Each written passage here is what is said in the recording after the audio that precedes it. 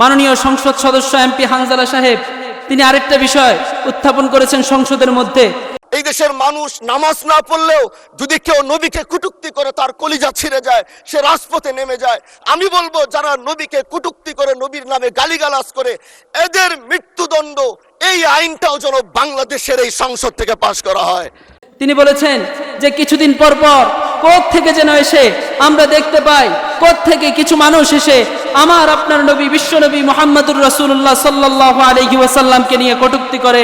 আমরা চাই 92% মুসলমানদের প্রাণের দাবি একটাই, যারা আমার নবী আপনার নবী বিশ্বনবী মুহাম্মদুর রাসূলুল্লাহ সাল্লাল্লাহু আলাইহি ওয়াসাল্লামকে কটূক্তি করবে, সাল্লাল্লাহু আলাইহি ওয়াসাল্লামের বিরুদ্ধে ষড়যন্ত্র করবে, তাকে নিয়ে কোনো কটু মন্তব্য করবে, আমরা চাই বাংলাদেশের পার্লামেন্টে পাশ হোক তার সর্বোচ্চ শাস্তি মৃত্যুদণ্ডের আইন বাংলার মুসলমান দেখতে চায়। কথা বলেন ঠিক কিনা?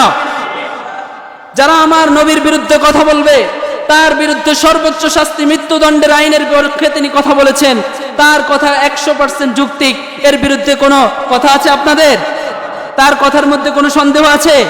বাংলাদেশের 92% মুসলমানদের দাবি হচ্ছে একটাই, যে যারা আমার নবী আপনার নবী বিশ্বনবী মুহাম্মদুর রাসূলুল্লাহ সাল্লাল্লাহু আলাইহি ওয়াসাল্লামের বিরুদ্ধে কটূক্তি করবে, তার নামকে ব্যঙ্গ করে ব্যবহার করবে, তার বিভিন্ন কার্টুন করে তাকে অপমানিত করার চেষ্টা করবে, আর 92% মুসলমানদের মনের মধ্যে যারা আঘাত দিবে তাদের বিরুদ্ধে সর্বোচ্চ শাস্তি মৃত্যুদণ্ডের আইন আমরা সংসদে বাস্তবায়ন হোক।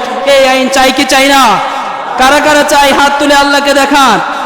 আল্লাহ রাব্বুল আলামিন এই সংসদে এই আইনটা বাস্তবায়ন হওয়ার তৌফিক দান করুন বলে আমিন।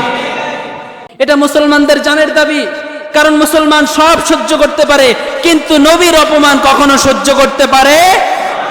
এই মুসলমান নিয়মিত হয়তো 5 ওয়াক্ত নামাজ নাও পড়তে পারে, নামাজ তাদের মিস হতে পারে, টুপি তাদের মাথায় নাও উঠতে পারে, মুসল্লা তাদের সামনে নাও থাকতে পারে, কিন্তু তার মানে এটা নয় তার নবীর বিরুদ্ধে কেউ কথা বলবে সে চুপ করে থাকবে। কথা বলেন ঠিক কিনা? মুসলমানদের নামাজের মধ্যে কিছুটা দুর্বলতা থাকলেও নবীর বিরুদ্ধে কেউ কথা বললে সেও কিন্তু সচল হয়ে যায়।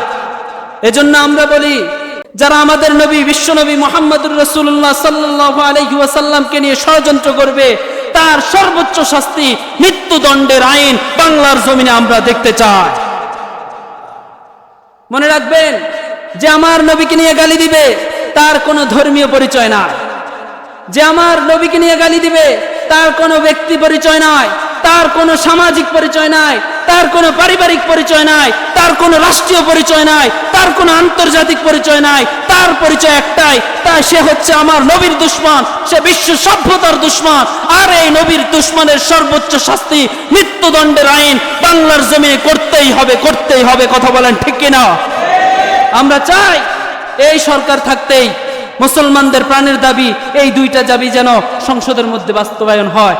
সংসদে যারা আছেন তারা সংসদ থেকে আহ্বান জানাবেন, আমরা যারা আছি আমরা রাজপথে নামবো ইনশাআল্লাহ। আল্লাহ আমাদেরকে তৌফিক দান করুন বলে আমি।